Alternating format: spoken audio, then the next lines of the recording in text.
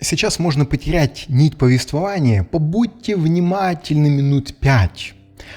А для того, чтобы мы с вами не запутались вот в этой паутине придворных игр, я постарался выловить центральную линию, которая в итоге и привела нашего главного героя на страницу книги, и который сейчас сидит на коне и выступает с речью перед кораблем, на котором стоит Дондола. Но давайте отмотаем хронологию на 820 лет назад. Итак, на дворе 1200-е года, действия разворачиваются вокруг Константинополя, сейчас времена крестовых походов. Церковь то и дело отправляет отряды рыцарей под видом священной войны. Но на самом деле, чтобы утвердить свою власть. Так вот, Исаака II Ангела, Ангел — это фамилия правящей династии, свергают с трона. Вместо него восходит Алексей III. При этом сын Исаака, свергнутого короля, Алексей IV, убегает на корабле в Италию. Оттуда он просит у папы Филиппа помощь, чтобы вернуть престол своему отцу. Выдохнули. Следующий залп информации. Крестоносцы по приказу папы идут не в Египет, а в Константинополь. В 1203 году они захватывают город, сбрасывают с престола Алексея III и восстанавливают Исаака II, а его сына, который всю эту кашу заварил, делают соправителем отца. После этой помощи наши бравые солдаты ожидают, что с ними расплатятся, потому не уходят восвояси, а останавливаются около Константинополя. Теперь Алексей IV и его папаша Исаак II бегают по царским покоям, грызя ногти со словами «Шеф, все пропало! Шеф, все пропало!». Им удалось наскрести лишь половину суммы – 100 тысяч серебряных марок. Но даже для этого они опустошили всю казну. А кому нужен трон с пустой казной? Правильно, никому. Поэтому Исаак принимает мудрое решение. Надо жителям Константинополя добавить новых налогов. Сказано, сделано. Но народ взбрыкнул. Исаак вместо наполненной казны получил шиш с маслом. И вроде бы на этом остался доволен. Но вот крестоносцам такая криптовалюта не зашла. Непрогрессивные они были, увидишь ли, золото им подавай. А потому отношения между крестоносцами и Исааком не то чтобы испортились, скорее заострились. Жители города давили на Алексея IV и Исаака, чтобы они кинули на бабло крестоносцев и выступили против них. Созвали Софийский собор и низложили Алексея. С одной стороны, Алексей IV опирался на крестоносцев. С другой, не было денег, чтобы им платить, и потому опираться уже не мог. Ситуация патовая, согласитесь. Не дай бог каждому из нас оказаться в подобных обстоятельствах. Что будем делать, командир? И Алексей думает, как бы ему обвести народ вокруг пальца и впустить в город крестоносцев, которые флотом стоят под стенами, чтобы помогли ему сохранить престол. Алексей Ангел думал о сохранении собственной власти и ни о чем более. И вот настал звездный час нашего главного героя. Алексей IV находит кризис-менеджера из своих корешей и поручает ему миссию. На сцену выходит Алексей V Дука по кличке Насупленный. Наш пацан был тоже из знатного рода, из византийской семьи Дуков, и был также родственником правящей династии ангелов. А ко времени 4-го крестового похода он достиг высокой придворной должности, которая давала ему право неограниченного доступа в императорские покои. То есть человечек не с улицы, свой, одним словом. Мурзуфл. Именно так на греческом звучит его погоняло «хмурый» или «насупленный». Он сдвинул свою густую монобровь и решил вести самостоятельную игру, якобы выполняя поручение Алексея. Подсуетившись и настроив гвардию против правителей, он обеих, и отца, и сына, бросает в темницу. И путем хитрости сам восходит на трон. Наш главный герой почувствовал в себе силы и способность противостоять крестоносцам. Для этого он ввел новые налоги на содержание войска и предложил рыцарям уйти с миром. Он старался привлечь к своему делу народ, упрекал в равнодушии богатых и знатных и наполнял свою казну конфискацией имущества тех придворных, которые обогатились во время правления семьи ангелов. Он организовал армию, укрепил стены города. Это была битва за жизнь, и он не ослаблял активности в подготовке к победе. Мурзуфул боялся мужества крестоносцев и, честно говоря, сомневался в доблести и верности своих подданных. Поэтому прежде чем рискнуть продолжить битву, он решил попробовать, а на каких условиях он может заключить мир. Недолго думая, забил стрелку с крестоносцами, но те стали в позу и отвергли его предложение как узурпатора, убийцы и палача. Однако старый Дандола, дальновидный и дипломатичный вояка, более заботившийся о мире человечности и обладавший более острым деловым чутьем, счел благоразумным выслушать его предложение. Дандола подвел свою галеру к самому берегу, а Мурзуфул подъехал к ней верхом так близко, как только мог. Они провели затяжное совещание, результатом которого стало предложение немедленно заплатить сумму в 50 центенариев золотом. По нынешним меркам это около 10 миллионов долларов. На помощь крестоносцам в их экспедиции в Сирию и вновь присягнуть на верность римской церкви. Мурзуфул пообещал золото, но отказался подчиняться игу Рима. Дандола, удивленный тем, что узурпатор, нарушивший все законы неба, придает такое значение своей религии, спросил, оправдывает ли греческая религия предательство и убийство? Мурзуфул собирался гневно ответить, но его прервал отряд всадников. Переговоры зашли в тупик. Император-узурпатор теперь видел впереди только один вариант, только война, и решил умереть с оружием в руках. Он привел в порядок все укрепления, оборудовал валы, поднял и полностью укомплектовал башни. Его приготовления были столь основательны, что крестоносцы отчаялись взять город, если только не вмешается чудо. Но у них было два варианта. Или случится это самое чудо, или они погибнут сами. Сев на корточках под стенами древнего, богатого и многолюдного Константинополя, западные варвары, облаченные в оружие и доспехи, рассмотрели наилучший план нападения с моря и заранее разделили добычу столицы. Осад было много, несколько, и всякий раз Мурзуфул с жителями города героически защищался. Но рано или поздно любая стена треснет, если в нее стучаться головой бравого крестоносца. Начиная с 9 апреля 1204 года события стали развиваться молниеносно, и уже 13 апреля, 4 дня спустя, город был взят крестоносцами. Наемная армия сложила оружие без боя, город был разграблен.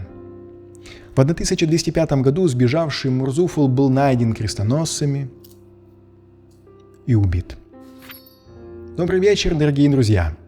Я вас рад приветствовать на своем канале. Располагайтесь поудобнее. Мы продолжаем разбирать серию гравюр, выполненных Гюставом Доре для книги, которую в свое время написал Джеймс Джойс. Она, по сути, является историческим учебником и раскрывает тему крестовых походов, а их было много. Скучный, пресный, медлительный, задумчивый и даже тормознутый, но зато такой надежный, проверенный, устремленный и несгибаемый. И все это рыцарь Пентаклей. Наш сегодняшний герой по прозвищу Мурзуфул побывал, конечно, и в роли императора на престоле Константинополя. Но для нас с вами важна та часть его биографии, где он выступает в роли рыцаря. Ну и, конечно, собирая материал, я сразу обратил внимание на его деловую хватку, когда он сперва решил договориться с помощью пентаклей, прежде нежели проливать кровь жителей. Что ж, предлагаю разбираться более подробно в нашей сегодняшней карте. Сперва обратите внимание на гравюру, которая послужила основой для этой самой карты. Она немного расширяет нам общую картину, и теперь, кроме пешего отряда, видим также и лодку с людьми. Как-то много воды, честно говоря, как для рыцаря Пентаклей, не так ли? Впрочем, это особенность данной карты, которая в редких случаях сможет отыграться оракульно. Наш главный герой, как и полагается, восседает на лошади, которая уверенно стоит на твердой почве.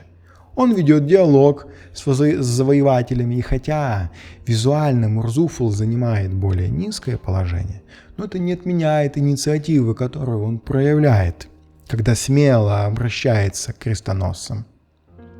Благодаря развивающимся знаменам присутствует ощущение ветра в кадре.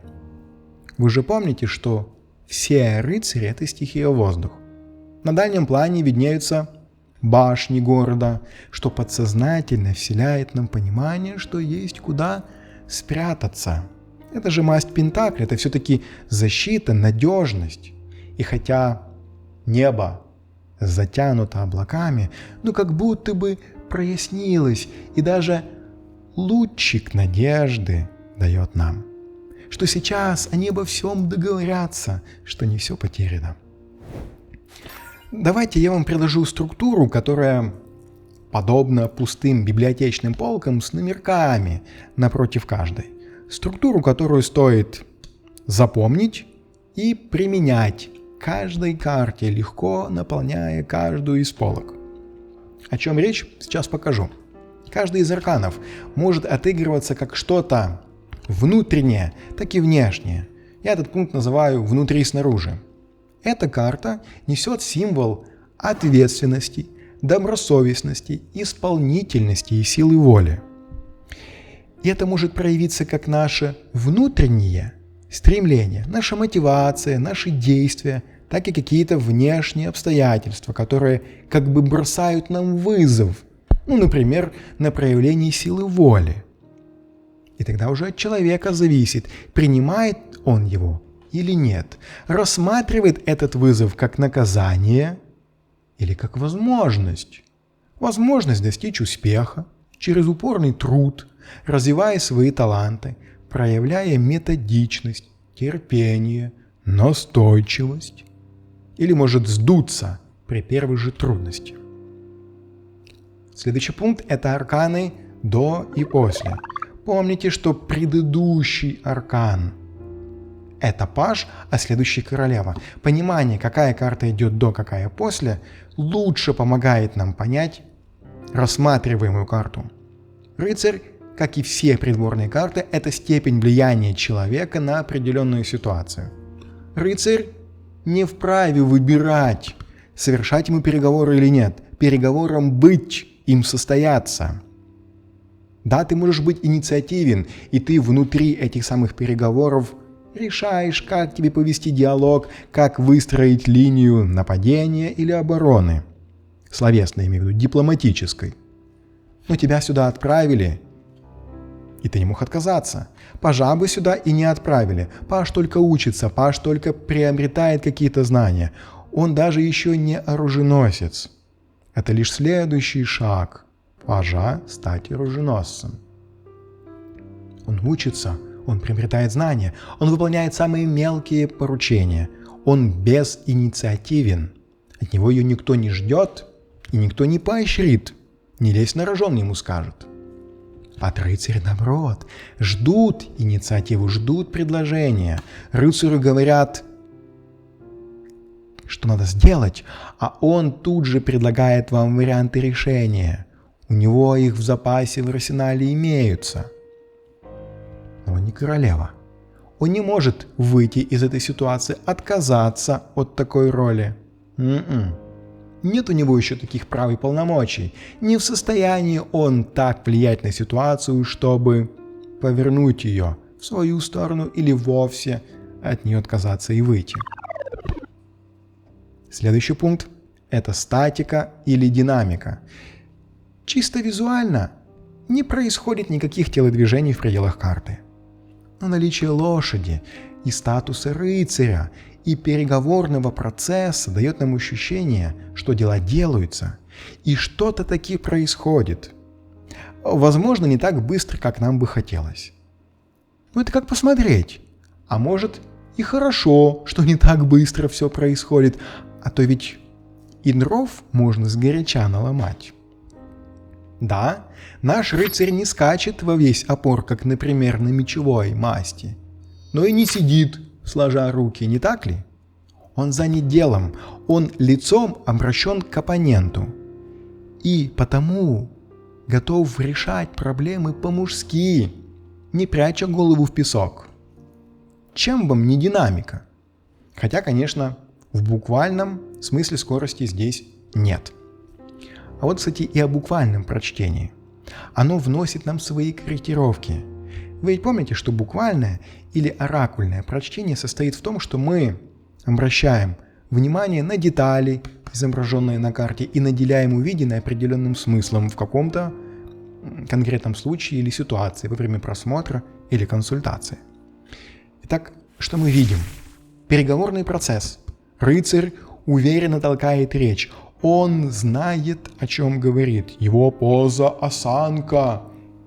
Жест руки вселяют уверенность, и хотя вокруг много людей, но говорят только двое мужчин, каждый из которых с уважением относится друг к другу.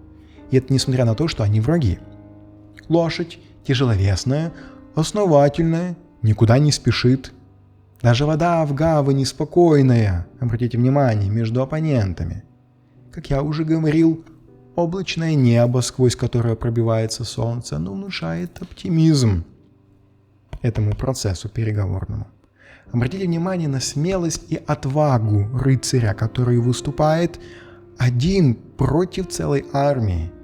И хотя это всего лишь переговоры, но психологический прессинг на рыцаря при этом ощущается. Одно дело, когда ты один на один со врагом, и совершенно другое, когда за его спиной армия, а за твоей лишь волны, накатывающиеся на берег.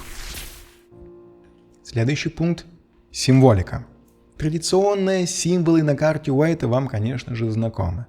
Это и лошадка тяжеловесная, такая основательная, и поле вспаханное на дальнем плане, и рыцарь, который держит символ своей масти в виде предложения. Кстати, Мурзуфл тоже здесь делает предложение, что как раз и изображено на карте. Очень спокойная эстетичная поза у лошади и всадника, благородный золотой фон. В общем, символики предостаточно, обращайте на нее внимание независимо от карты и от колоды. Масть или знак зодиака. И хотя мы не будем сегодня погружаться сами в зодиакальные дома, но стоит напомнить, что это у нас масть Пентаклей Земля, и к ней относятся у нас Телец, Козерог и Дева. 3 земных знака. Масть сегодняшней карты – это стихия Земли. А Земля, в свою очередь, это что-то материальное, что-то физическое. Но с другой стороны, вы же помните, что все рыцари – это воздух. Они быстрые, они на лошадях, они ветреные. У них и в голове ветер, и в ногах. Но земля – это вам не огонь и не вода. Не так-то уж и легко ее поднять и оторвать от поверхности, поэтому воздушный аспект в рыцаре Пентаклей проявляется слабее, чем его собратьях по оружию из других мастей. Пентакли – самая стабильная, самая прогнозируемая стихия.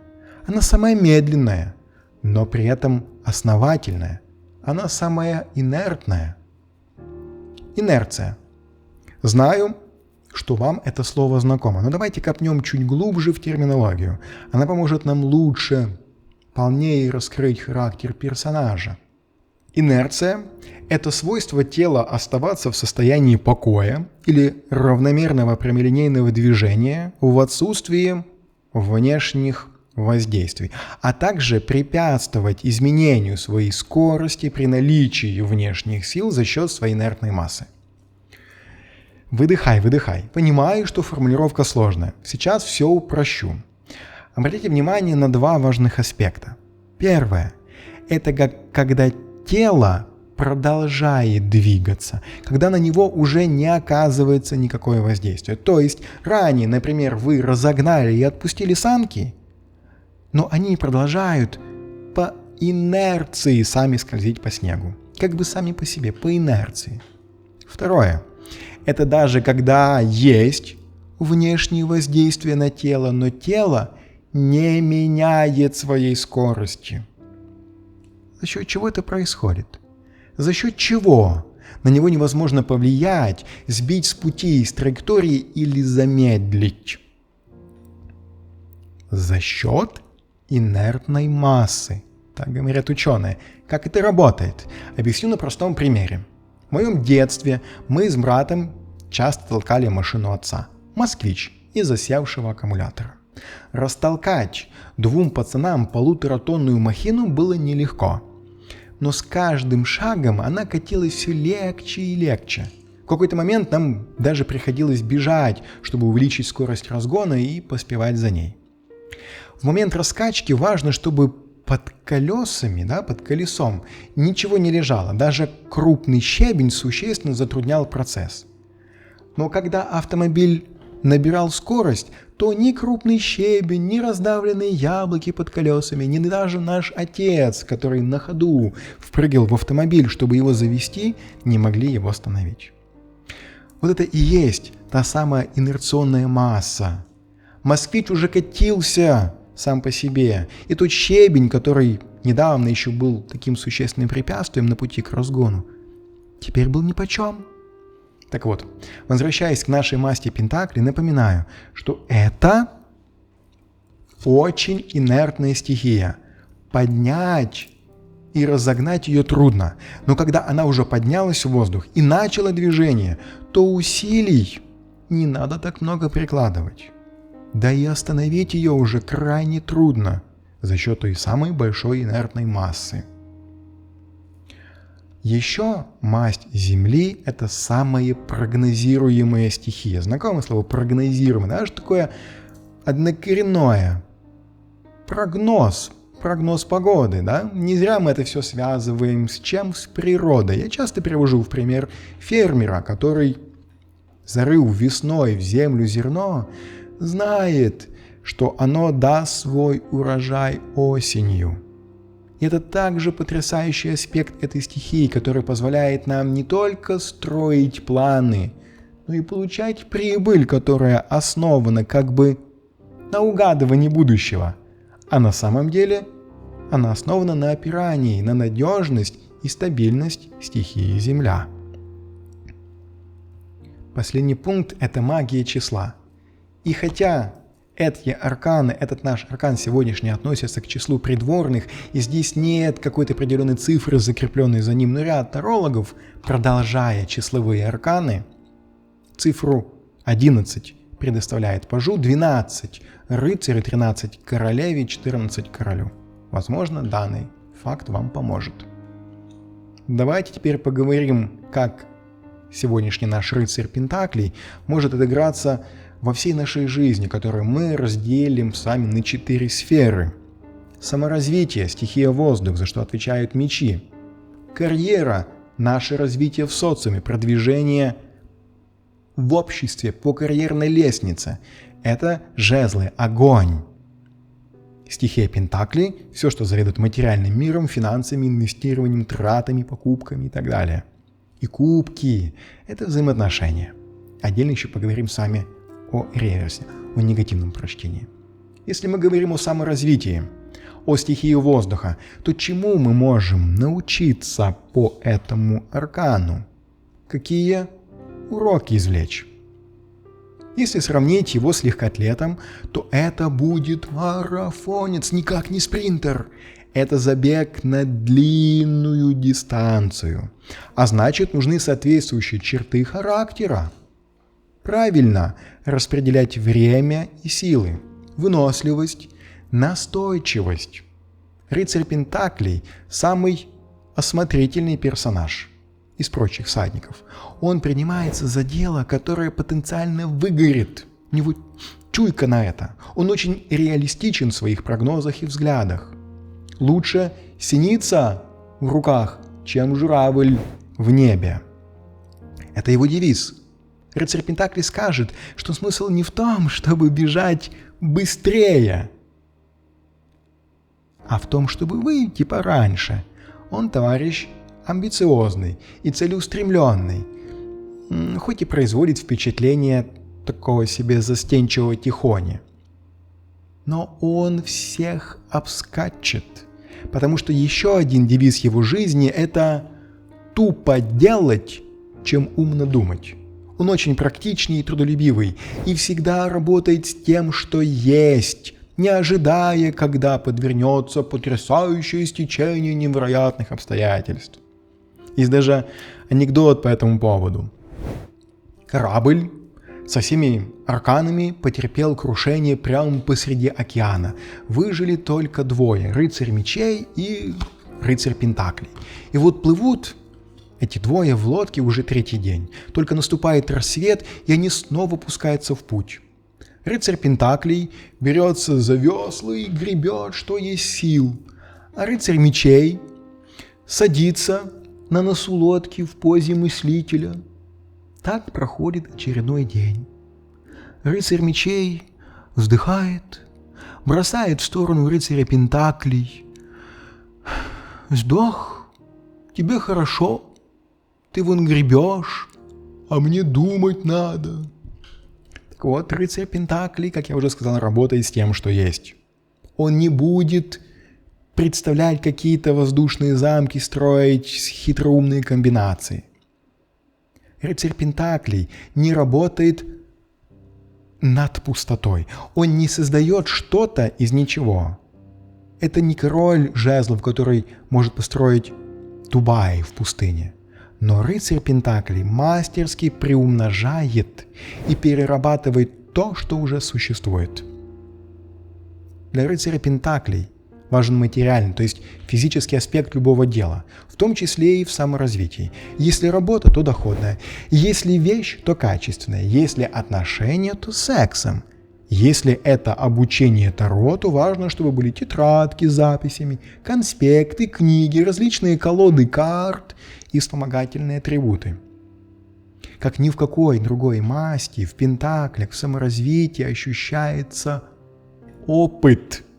Если его еще нет, то присутствует потенциальная связь с ним. То есть все то, что делается, рассчитано на получение опыта в течение длительного отрезка времени. Если это оценка пути нашего саморазвития, то по рыцарю мы прошли лишь половину его. И сейчас самый пик, самый разгар. Небольшие вам лайфхаки, которые помогут в работе над собой, которые соответствуют рыцарю Пентаклей.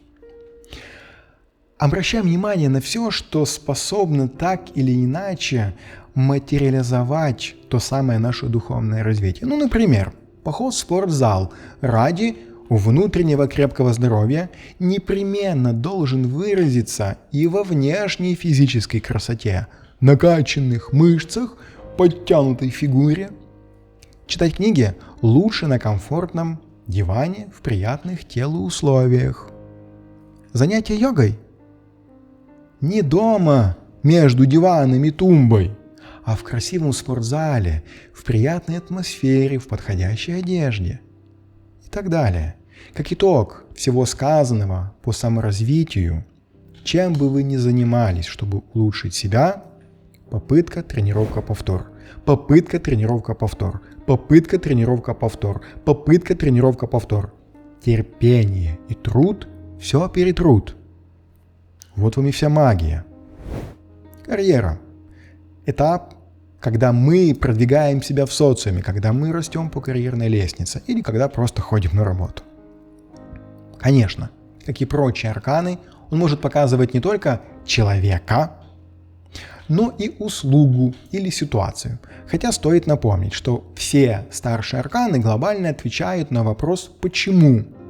Младшие, то есть числовые, на вопрос «что?», тузы на вопрос «где?», а придворные отвечают на вопрос «кто?». Традиционно этот аркан символизирует полезного человека или получение ценной какой-то услуги. Кто-то, так сказать, сослужит верную службу. Подписание договора, составление бизнес-плана, трудолюбие, реалистичный подход. Никаких воздушных замков, никакого там воздыхания, мол, тебе думать надо. В виде совета по этой карте надо продолжать совершенствоваться, получать новые знания, идти намеченным путем, а поставленные задачи обязательно доводить до конца, даже если работа кажется тяжелой и неинтересной. Он призывает побороть все виды лени, завершить все незаконченные проекты. Знаете, чем отличается профессионал от остальных? Он способен выполнять любую работу качественно при любых внутренних или внешних обстоятельствах, невзирая на головную боль, на тупые инструменты, завязанные глаза или сломанный компьютер. Этот аркан словно говорит: «Соберись, тряпка, надо взять себя в руки и выполнить дело безотносительно того, лежит к нему душа или нет». Финансы. Сфера, за которую у нас и отвечает данная масть. Это одна из тех тем о которой хочется говорить. Она мне нравится. А тут как раз и рыцарь Пентаклей, который раскрывает данную сферу как нельзя лучше. Почему? А потому что он показывает, как работает сложный процент. Своим подходом и отношением к деньгам, к их зарабатыванию. Помните, что есть 3 вида обращения с деньгами. Зарабатывание, сохранение, приумножение. Ходим на работу, получаем зарплату. Сохранение. Тратим не все, как можно меньше, чтобы была большая маржа. Когда она набирается, накапливается, мы занимаемся 3-м этапом, приумножением. Когда мы инвестируем деньги, и они начинают работать сами на себя, принося нам деньги без нашего прямого участия. Так вот, когда речь заходит о приумножении, то это никаких рискованных вложений, никаких новых революционных прорывных финансовых продуктов. Только классика, только old school. Это будет тот финансовый продукт, который даст самый прогнозируемый доход.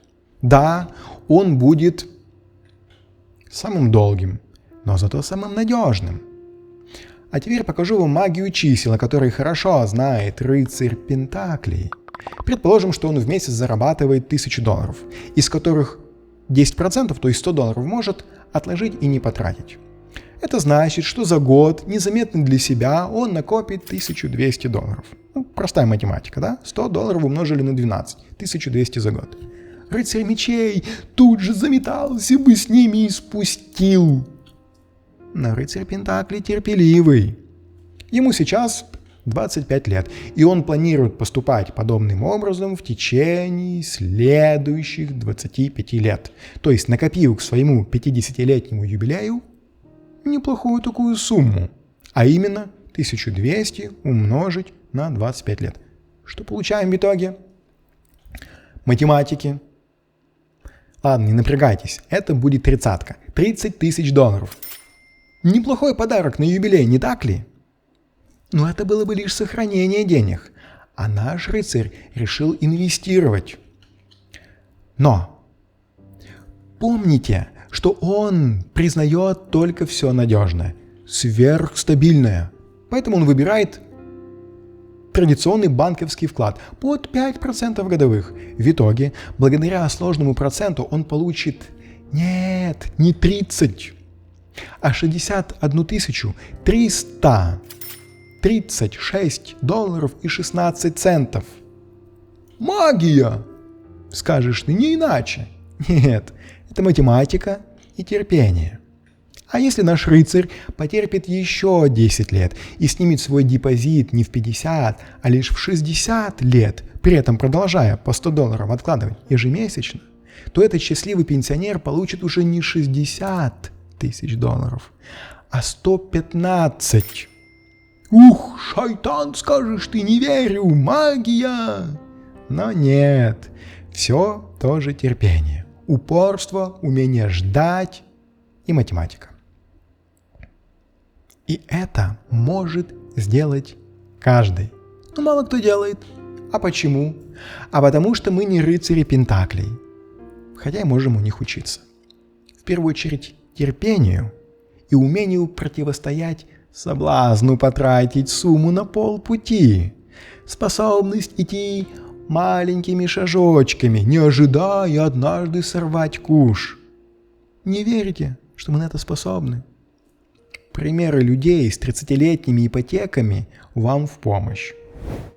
Способны же как-то откладывать, когда их заставляют. Если же говорить о скорости получения прибыли, то это долго. Если о надежности вложений, то это очень надежно. Если о прогнозируемости результата, то все будет так, как обещано. Может, чуть дольше, правда. В отношениях. Если мы говорим про взаимоотношения, то есть про сферу кубков, и это отношения чаще всего между людьми противоположного пола, ни одна девушка не мечтает с таким встречаться. Он же зануда, задучка, задрот. Но каждая женщина мечтает выйти за такого замуж. Да, рыцарь Пентаклей – это не персонаж из голливудских блокбастеров. И настоящий такой мужчина раскрывается только с возрастом. Именно с течением времени вылазят наружу все его положительные черты. То, что на короткой дистанции казалось недостатками, скукотищем, тиной болотной, на длительном отрезке времени становится сверхнадежностью и гениальной простотой. Круассаны, конечно, прикольно, но если на каждый день, то мне, пожалуй, гречку с мясом. Вот такие девушки, когда заходит речь о выборе спутника на всю жизнь, понимают, что лучше скучная и надежная Toyota, чем вспыльчивый и страстный Альфа-Ромео. Он не будет разливаться дифирамбами из кубка, не станет играть мышцами, как жигало рыцарь жезлов, но он терпелив, он умеет слушать. Он может выслушивать ее весь вечер, почти ничего не ответив. Но завтра на деле решит все те проблемы, о которых ему вчера поведала девушка, и даже не подозревала, что он ее слушал. Да, он бережлив, да, он скучноват, да, не сорит деньгами, да, он предсказуем и все делает по расписанию. Но на самом деле это признак перспективного парня, из которого со временем может получиться аж целый король пентаклей.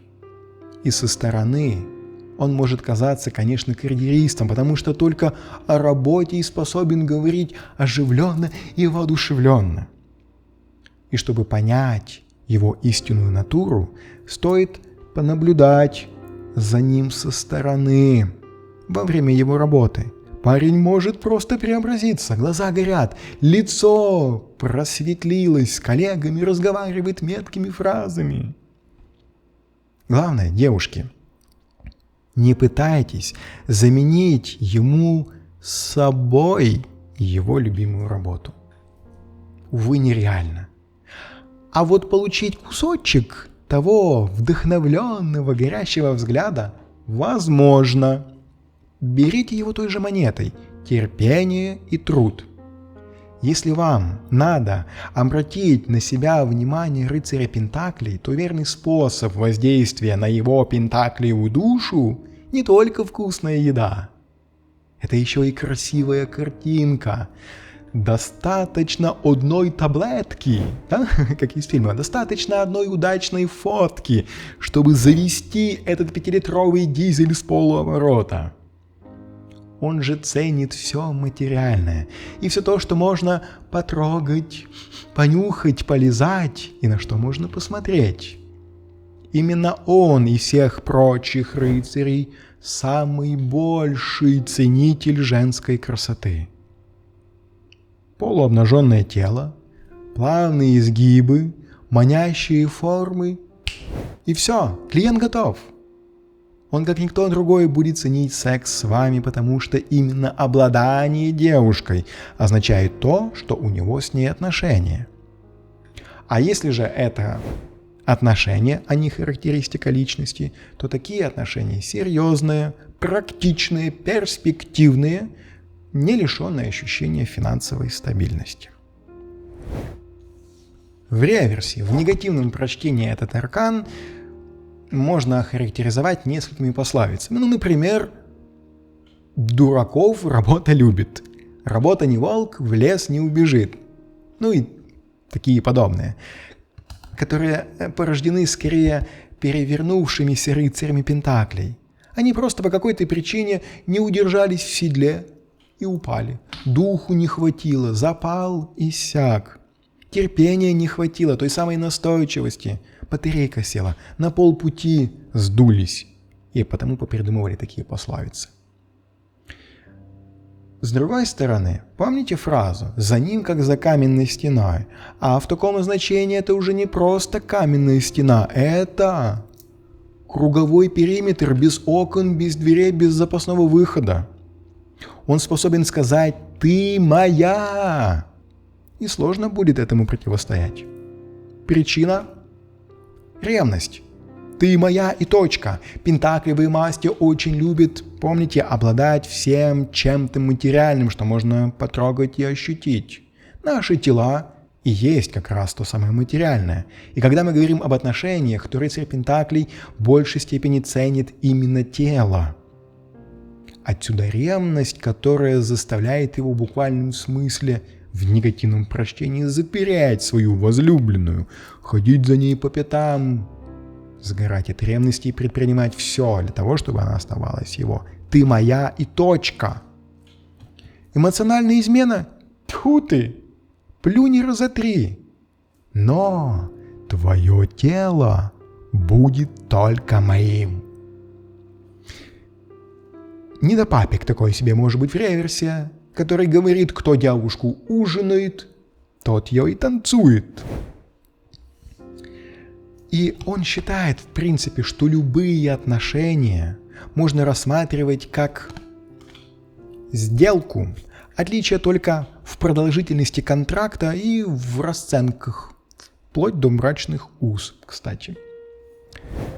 Если мы говорим о перевернутом значении, то этот аркан также может отыгрываться как что-то снаружи, что-то внешнее, таки что-то внутреннее. Если снаружи, например, обстоятельства складываются так, что они предлагают нам некий вызов, воспользовавшись которым можно приобрести что-то материальное, коль мы говорим о рыцаре Пентаклей. Но у него интереса к делу нет, и готовность все бросить присутствует. Как итог, он игнорирует этот шанс, предпочитая ничего не делать. Это похожая ситуация, как будто бы божественной руками протянула туз пентаклей с той самой огромной пентаклиной. Но он отказывается от него, отвергает его, не желая ничего предпринимать и делать. Второй вариант. Есть внутренняя готовность играть, например, в долгую, выстраивать какие-то длительные отношения или упорно работать над чем-то. Но внешние обстоятельства складываются таким образом, что в данной сфере или в данных отношениях это никому не надо, это не востребовано. По энергетике. Недобор или перебор. Недобор слишком медленный, долго все взвешивает, обдумывает. Его не раскачать. У него инертность очень высокая, машина тяжелая, не растолкать его, с дивана не поднять. Неподнимаемый, еще говорят о таком человеке. В переборе. когда больше энергетики, чем надо. Бережливость, переходящая в скупость. Вспомнил историю о бабушке, у которой был целый ящик спелых ароматных груш. Была одна надгнившая. Утром она подходит, думает, а какую же выбрать? И думает, начну вот с этой наполовину сгнившей. Берет ее, половину вырезает, выбрасывает и съедает. На следующий день приходит, ситуация повторяется, снова есть груша. Ну, знаете, когда они лежат рядом, и одна из них испорчена, то обязательно гниль перебрасывается на остальные. В итоге бабушка каждый день ела по одной гнилой груше. И съела в итоге ящик гнилых груш. Вот эта самая бережливость, которая переходит в скупость, это может быть такой перебор, когда какие-то качества, которые присущи рыцарю Пентаклей, они начинают просто шкалить. Они начинают переходить какие-то разумные пределы. Как итог, по сегодняшней лекции, по сегодняшнему аркану, хотел бы сказать, что слона, большого и огромного, нужно есть маленькими кусочками. И только так его можно съесть. В нашем клубе анонимных алкоголиков входит такая пословица. Алкоголь в малых дозах можно пить в любом количестве. Этот аркан несет планомерное продвижение к цели. Он как бы говорит, у тебя есть сомнение, что завтра взойдет солнце? Что зимой выпадет снег? Что вечером потемнеет на улице? Так вот и не стоит сомневаться, что приложенные тобой усилия не принесут плодов. Точно принесут. 1,000,000%, что принесут. Именно так работает стихия Земли. Именно так работает рыцарь Пентаклей. Я желаю, чтобы в вашей жизни этот самый рыцарь Пентаклей отыгрывался всегда таким образом, чтобы он давал вам мотивацию и вдохновение, чтобы он вам давал понимание конечной цели, к которой можно двигаться, чтобы вы могли выработать в себе те качества, которые вам, может быть, не хватает: терпение, настойчивость, трудолюбие, способность играть в долгую, бить в одну точку. Пример с финансами я привел вам. Небольшая сумма, 10% твоего дохода, которые ничего не решают, но которые в течение 30 лет решают очень многое. Простая математика, о которой многие знают, но немногие пользуются. Я желаю применять им принципы рыцаря Пентаклей на благо себе и вашим клиентам. Я благодарен за то, что продолжаете меня смотреть, за то, что ставите лайки и подписываетесь на меня, за то, что пишете комментарии. Мне это очень приятно. Я желаю вам всего самого доброго. До свидания.